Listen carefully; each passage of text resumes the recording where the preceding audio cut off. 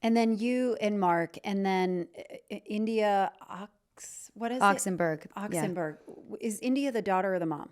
India's the daughter. India's the daughter who was featured on The Vow, and she was this beautiful. Her mom was like a well-known actress, I believe, and like royalty. I can't remember from where, but she's she's quite well connected. And losing her mind about her daughter. Losing her fucking mind. Losing her mind about her daughter, who was involved in NXIVM and had excommunicated and been told to excommunicate. So there was a collective of people that got together. Right. And you were one of the key whistleblowers. And then what happens? How, like, it's really like most cult leaders do not get caught in the way that Keith Raniere did. Yeah. And get persecuted the way he did. We got so lucky. It was such an amazing combination of things. Like, I think Catherine's connections, Catherine Oxenberg's connections to People Magazine. I don't know who got us the interview with New York Times, but that was what blew everything up. That's what blew it up. And actually this picture. You were on the front page. Yeah, this picture was on the front of the New York Times. Is that a complete mindfuck to see? It's completely crazy to me. Yeah. When the photographer came to my house to take this picture, this was taken at my home in Vancouver, I was pretty fresh out. And I mean, we didn't know how it was going to be perceived by the world. We just knew that we had to speak up. We wanted to stop more women from being recruited. We wanted to make sure that they didn't brand anybody else. But we weren't really thinking like, you know, if you Google my name, there's like this is on the cover for the rest of my life. So I've kind of had to lean into that shame and just, you know, blow it up versus, you know, run from the hills, run to the hills, which is what most people do when they recognize they've been conned or duped or tricked or exploited, because they're ashamed as well. There's so much shame that you could let yourself fall for something like this that you tend to want to avoid it. But I had to kind of go into it. When you see that picture of you, what do you see? I see a woman who's trying to right a wrong. That's what I see. Someone who's looks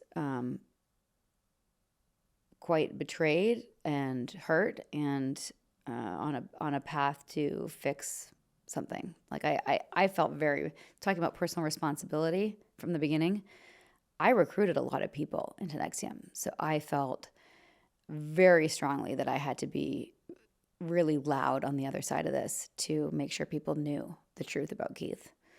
So that's kind of why I'm still talking. Like, I will continue to do this until everybody's woken up. It's so brave and courageous. And I wonder, do you have empathy for her and compassion? For this woman? Yeah, definitely. Maybe not at first, but now I do. I mean, my heart has always been in a good place to want to help people. I couldn't have known what I know now, because how could I have, you know, it's been a long journey, but yeah, no, I definitely have empathy for myself now. Still embarrassed sometimes. Even last night I was out for dinner with the first grade moms from my son's new school. And I don't like lead with the cult stuff because, you know, you never know how it's going to be perceived. And yeah, I'm in the South and a lot of people go to church and you never know, right? And I eventually brought up, like, people are sharing what we do. And I said something about a podcast. And of course, what's the podcast about? It was a little bit culty. And this one particular woman was super excited. And I was surprised. Like, I thought that she would have been more like, oh. And she was like, oh my God, I love cults. And was super excited. I love cults. Yeah, I was like, I know what you mean by that. You're like fascinated by cults, similar to you are, I'm sure. And I am too now. But there's always still a little bit of that embarrassment of like, yeah, that's, you know, but it's not shame. It's just like, okay, I got to explain this. All right. You know. So you guys got Keith Raniere put in prison for 120 years. Mm-hmm. Is that right? 120 years, yeah. 120 years. And NXIVM is still in operations? Is that right? NXIVM's not still in operation. It is in Mexico, actually, in Monterrey. What? Yeah, we're pretty sure it's renamed or like rebranded itself. Yeah. But, you know, all the key leaders that at least were in North America are either out and doing, new things, or they still believe in Keith and that, his jail sentence was wrongful. And, we're just a bunch of attention-seeking disruptors who don't understand Keith's genius, my question is how did all these high-ranking people get so high up in the organization if we're so bad? That's my question to the people who are still loyal, if they're listening. Oh my goodness. But yeah, so there's people who are still loyal to Keith and think that we're bad and wrong and he's innocent. Unconventional, but innocent. So you have this amazing podcast called A Little Bit Culty, and you've got a Patreon, a whole community that you've built. That you and your husband co-host, and then a new book coming out that essentially is like a roadmap for waking up. And, it certainly tickles the, the bit of fascination around these cults. And you've had this podcast for years. Yesterday was our 250 episode celebration. Yeah, 4 years. Congratulations. Thank you. That's a lot. Thank you so much. That's a lot of cults. Do you ever get tired of talking about it? Yes, I do. Nippy and I think that after this book is done, that we'll probably not stop it completely, but phase it out as we figure out what's next. Yeah, there's going to come a time when I just can't do that anymore. But I feel like even now, we just try to spread out the intense traumatic abuse stories and balance it out with maybe, more lighter fare in the cult space. Like the cult of Trader Joe's. Yes, exactly. Or the cult of Lululemon, or, things like that are just more like, okay, or Soul Cycle. Yeah. What's culty about this group? Doesn't even have to be a cult. Is it healthy? Is it toxic? How do we pull apart what a group does and how it operates, and if it's something that you want to participate in? Like those are all things that are I can manage. But when we're talking about like intense childhood sexual trauma at the hands of it's a lot. So I just have to balance it out. Also, almost every person we interview has a book. So I like to read the book, and that means my head is in a cult memoir for a week versus, I also want to learn about parenting and as my kids become teenagers, and like there's other things I want to learn about. But so I feel like I've learned the most that I can, which is why we wrote the second book. So this is my memoir. And even when I was writing it, I wanted to make sort of academic assertions or say like, this is called love bombing. I was love bombed, or here I was being gaslit. But I wrote it more as a memoir, so you can just experience those things. The second book will be a resource. And the reason we don't have a title yet is because it tries to do a lot of things. Because I'm trying to wrap up all my years of doing this podcast and all the education that I've received into one book, so that when people come to us and say, hey, I just got out of something, or my daughter's just getting into something, or my kids are going off to college, and I know that's susceptible times, what can I tell them instead of saying, listen to 250 episodes or watch 15 hours of The Vow, which is just one cult. I can say, read this book. Yeah. This will teach you how to spot, how to avoid, how to get out of, how to heal from, how to whistleblow, how to navigate the media, like all the things I've had to learn in one resource. So that's why we're writing the book, and why it's taken me so long to even come on this podcast, because I've been in that book writing world for so long, and it's taken all my mental capacity to figure out how to distill what I've learned into something that really we want young people to be able to read. And we've actually given it to some beta readers, young college students who don't know anything about cults.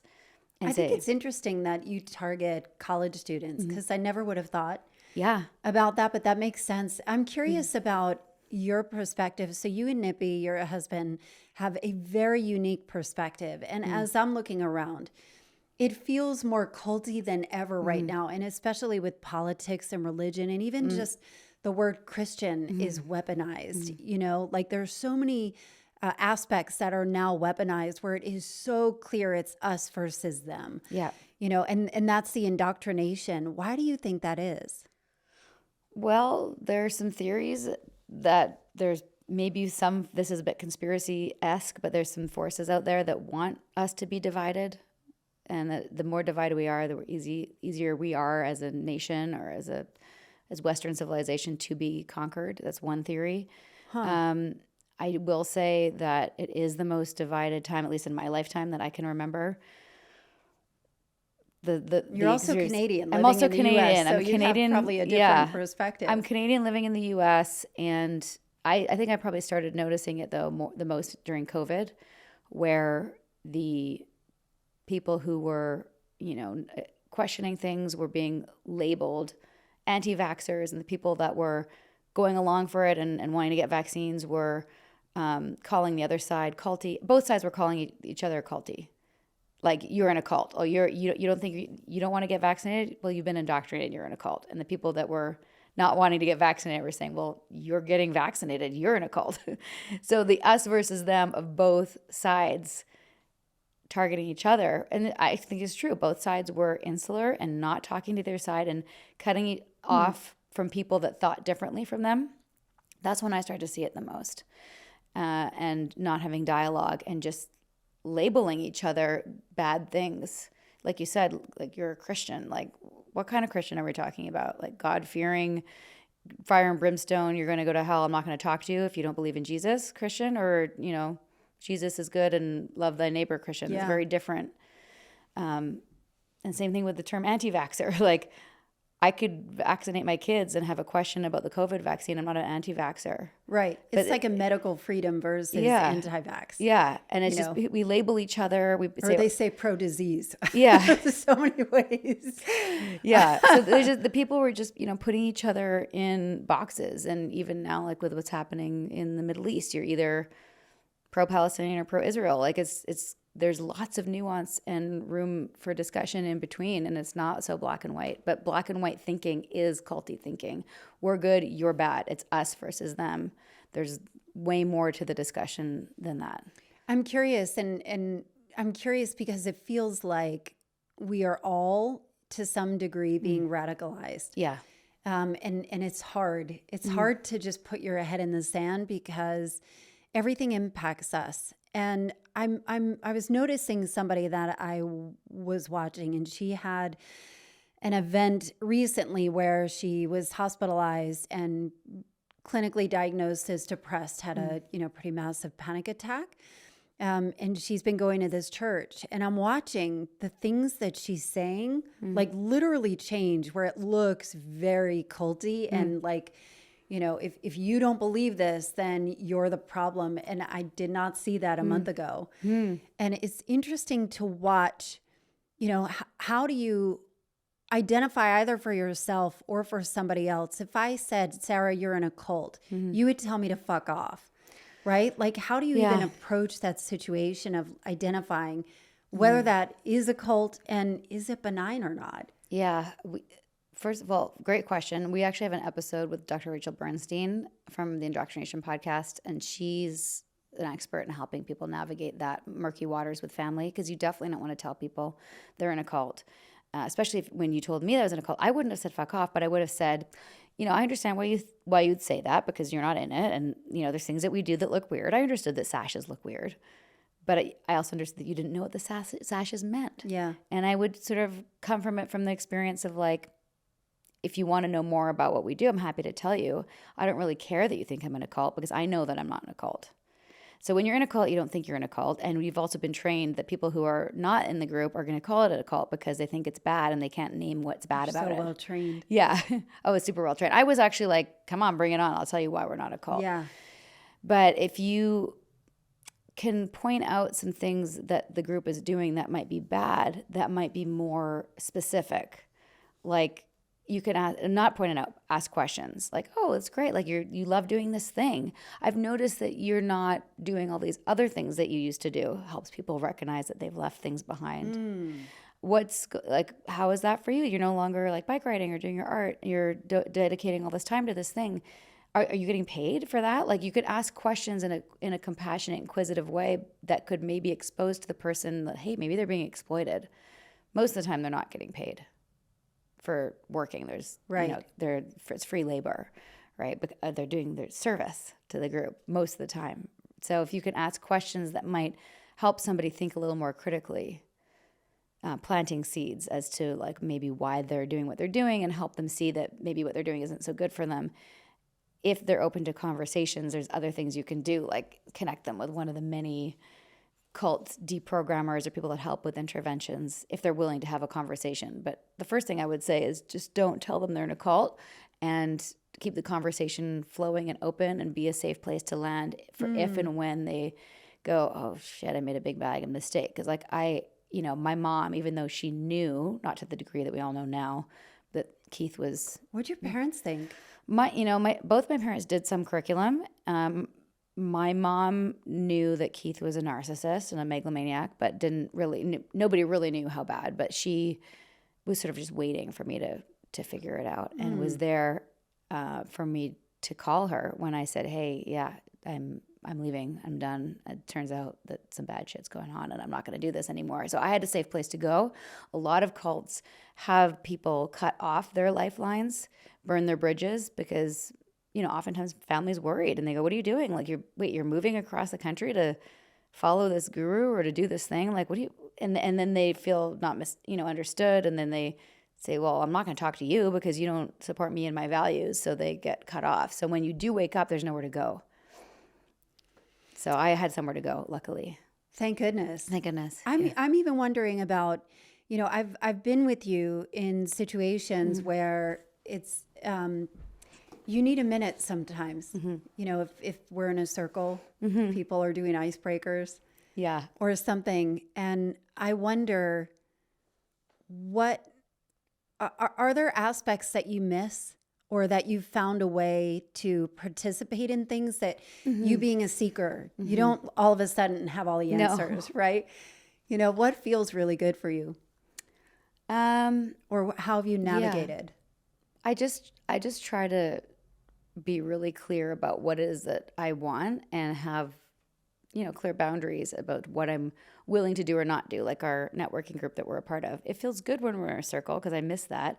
But I'm also like, I'm not going to make this new group my life. Yeah. Like I did with NXIVM. So I know what to do and not do. And I'm always sort of a little bit on the lookout for other red flags. Is there a leader that is now going to ask us to, devote all our time or whatever? Like, and that's not happened. It's a very benign, healthy group as far as I can tell. But I always have my radar up. I've done a lot of things to heal, and a lot of things to take care of my nervous system, which was destroyed with serious PTSD. Yeah. So a lot of yoga in a non-dogma environment. So what does that mean? What would be a dogmatic yoga practice? Like Bikram is dogmatic. So there's a leader. You're following, there's only one way to do it, my way or the highway.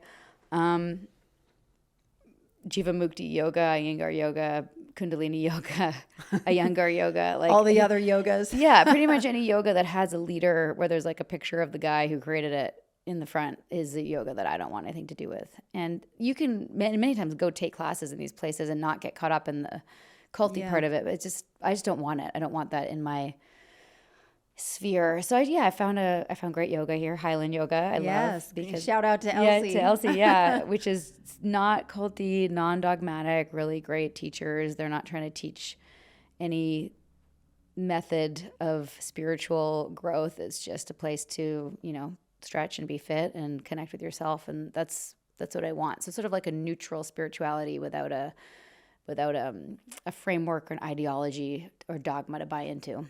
I think you were raised Jewish, yes? Yeah. Are you practicing? Does religion have any kind of lasting impact on you? Yeah, I feel similarly. And also, like, my dad's Anglican, but had sort of denounced that, but we celebrated Christmas. So when I say practicing, it's like I celebrate Christmas, I celebrate Hanukkah, I had a bat mitzvah. I lived in Israel for a year. Wow. So I definitely connect with like the cultural aspects of being Jewish. I don't keep kosher. I don't go to synagogue. I'd like to go to synagogue just to meet people. I don't want to sit and pray and sit in a room for people go for the high holidays, which is actually right now. But I do things for myself that are indicative of what the message is that's important. Like for Yom Kippur, it's a time of atonement and thinking about your year and, what you want to do differently and reflecting. So I do that for myself, but I don't want to do it in a group. I'm wondering about a lot of the time in NXIVM was required disassociation, and you're reprogrammed in a way. Yeah. What does intuition feel like for you now? So I didn't know how bad that had all been dismantled, because I think that's actually what Keith was trying to do from the beginning, is to say that feeling, your gut instinct that you have, those are wrapped up with your issues. So you can't really trust your own internal guidance system. So it's taken me a long time. It's taken me a long time to be still enough also to connect with, like, what do I really want? What do I really see? I still miss red flags, not with cults, but with people. You know, things that are problematic in relationship and business that I should be like, yeah, no, we're not going to do that. Maybe they're having a bad day. You know, I tend to give people the benefit of the doubt, where instinctively I'm like, this is not good. Cut and run, and I will stay longer than I should, kind of thing. I think we all miss red flags as well. You know, we go into relationships with the best of intentions, and it's so hard. It's so hard to know. I just wonder, I like how you use the words, the internal guidance system. I've been in public with you, and I've seen people like almost attack you and say thank you because of how moving, and they would get tears in their eyes because of the work that you've done through Scarred and through, I'm like getting emotional. It happens. Why is it happening? But well, because probably you can project how meaningful that is. I mean, I've seen it, and I've seen people be so moved by the work that you've done through A Little Bit Culty. And what I have noticed in real life and on your podcast is you and Nippy are so incredibly compassionate without judgment. You have a lot of judgment for the leader, and that part is kind of funny. Yeah. You guys are always have a dark humor about the douchery of whatever leader, but always with such extended grace and compassion for those that are going through it or have gone through it. And I wonder how, I wonder what it feels like to witness people waking up and finding a better life. Yeah, it's finding themselves really. It's an honor to walk that path with them. And it's funny because every time we feel tired of the podcast or tired of just like the slog of the darkness of it all, almost, this is my spiritual side that still remains somewhat intact. Every time that's happened, literally that day, Nippy and I have bumped into somebody on the street, or once even at the airport or on the Beltline, actually, it's happened twice, where people have been like, oh my God, Sarah, Nippy, like, I've been following your story, and then we'll share how it's helped them or whatever their journey is. And it's, to me, it's my personal sign, okay, keep going, we're helping, this is good, don't stop yet, the world needs this. But it's very rewarding. It feels like all that pain can be useful somehow to help other people. And now I forget what you asked me, but I think it was something about what did you ask me? Oh, I think it was what it's like to witness people waking up and finding themselves again. Yeah, I get to do it too. And through watching them do it, not only do I get to find myself, I get to watch them. I joined ESP because I wanted to grow and I wanted to help other people grow. So now I get to do it for real. Do you have hope that there is a better future where we are smarter about cults when it feels like we're being engulfed? I think so. I mean, I'm hopeful that the education will eventually get out there. The problem is that it's almost become so trendy that and it's become overused. Which the cult? The term cult. Okay. Yeah. And like you said, it's such a divided time. People throw it out to the other side of whatever side they're on as a sort of blanket. It's like, well, you're just brainwashed. You're just in a cult. And I could say that from both sides as a Canadian in America. Both sides of the political aisle look really culty to me. Both sides, especially the extreme. Yeah. And I'm not talking about like the centrist people. I'm talking about like the extreme on the left and right. are so dogmatic and so insular and so in their own echo chamber, and they both think the other side are in a cult, then they don't see that they're also. And that's the part where I'm like, I don't know how you break through to that. And both sides have people that have left those sides and said, I was in a cult and now I'm on this side. And like, you're still being insular, dogmatic, ideologically driven, non-humanitarian, us versus them, violent towards the other. Like, what are we going to do here? Yeah. I don't know. I mean, other than understanding it as the first piece.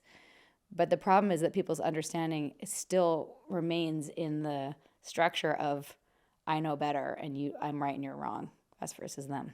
Yeah. So I don't know what's going to happen other than I'm really just looking for answers, Sarah. Yeah, I know. I wish I knew. Regulate my own nervous system around it because it feels pretty intense. I think that's the only thing that we can do as a person, individually. I think you can just check yourself for the places where you think that you're right and have all the answers and that other people are wrong, and how you may shut out people that think differently than you. What's great for me being Canadian is that I get to talk to everybody and I get to ask people things that maybe, somebody in an opposite political belief might not even want to talk to them. So I would be like, well, why'd you vote? Oh, I'm so curious. So, okay, so you voted for that person because you're hoping to have this result. And I can have an open dialogue. I don't have the same interest, the same vested interest or same attachment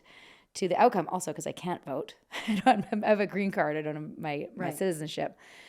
And I think more people could benefit from doing that, just having conversations and understanding the other side, whatever side is the opposite of yours. And I think that generally people want similar things, like finding the bridge between the shared values and the shared goals and shared humanity. Like, we've become so anti-humanitarian in the way that we've divided. I think so too. What do you know that you wish other people could know? Thinking about this book, thinking about your mission. Well, for people who are out there who are seekers, like I was, and I know you are. I am a seeker, yeah. Is to know how to seek safely and to have a good education under your belt of what I call now cult literacy from my TEDx talk, is to understand that you can still go on the journey, but know what the red flags were. I saw red flags. I just thought I was going to a carnival, right? So like, yay, this is so fun. Woo! So what are the signs to get out? A couple examples, like if you're in a group and you're feeling that gut instinct that something's not right, and then the leader says, well, that's because you're in resistance or you need to do the work. Get out. No, leave. That is, if you have a gut instinct to leave and someone's saying you're in resistance or something like that, leave. You need to go into a group with your own set of pre-agreed upon boundaries, because if you don't, they can get crossed and removed very easily. Next thing you know, you're shaving your head and wearing robes. Yeah, but that's the thing. It doesn't look like that these days. Most cults aren't Hare Krishna, and when I say Kool-Aid, that's actually Flavor Aid from Jonestown. For people they didn't go like, "Yay, I'm drinking the Kool-Aid." They were forced to at gunpoint drink poison Flavor Aid. Otherwise, they would have been shot. So, you asked, what was the question? Gosh, my train of thoughts are really bad today. We always blame it on perimenopause. It's a perimenopause. My child waking me up in the middle of the night. Yeah. I think it's what do you know that you wish. Oh yeah, what do I know? Thank you. And then also for the seekers, this is at the end of Scarred actually. I think a lot of seekers have an inherent feeling of like something's broken, I need to fix it. Like, you can go on a seeking journey and want to better yourself, but you're already okay. You're already whole. You're complete. You don't need it. Actually, one of the titles for the book was going to be "You don't need this book." That's a great title. Yeah, maybe we'll go back to a little bit culty. The book we hope you never need, or something like that, or you don't buy this book. You don't need it, but maybe you should just have it anyway to learn about the red flags. But yeah, I wish people knew that.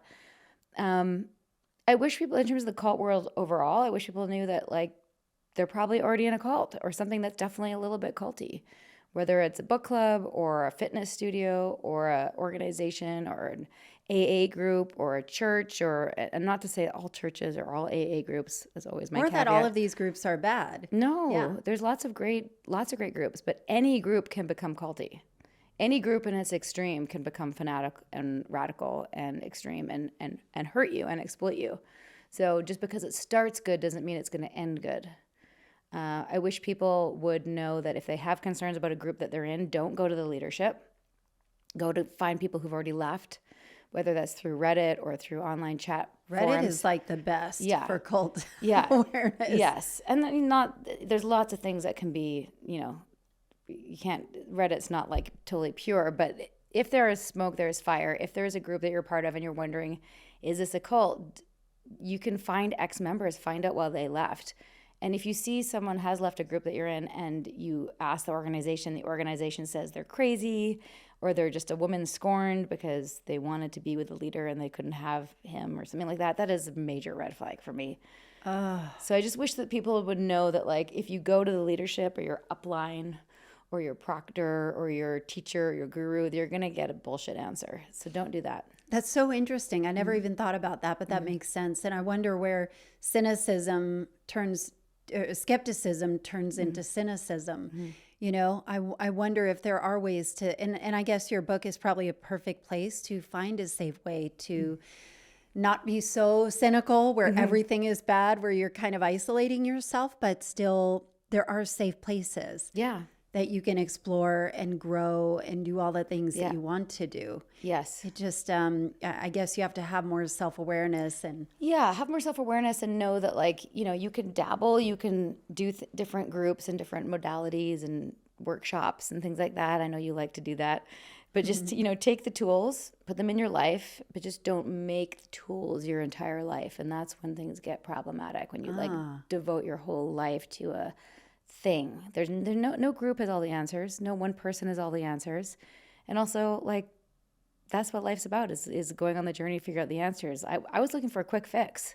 I wanted the rules for how to be happy, and I thought I had that, which is, doesn't exist. Don't we think we all want that? Like, Yeah. we're one course away, we're one retreat away, we're so close. We're so close to the answers. We work so hard that maybe this is the community, the mastermind that I need to go to, that I'll finally be able to rest. Yeah.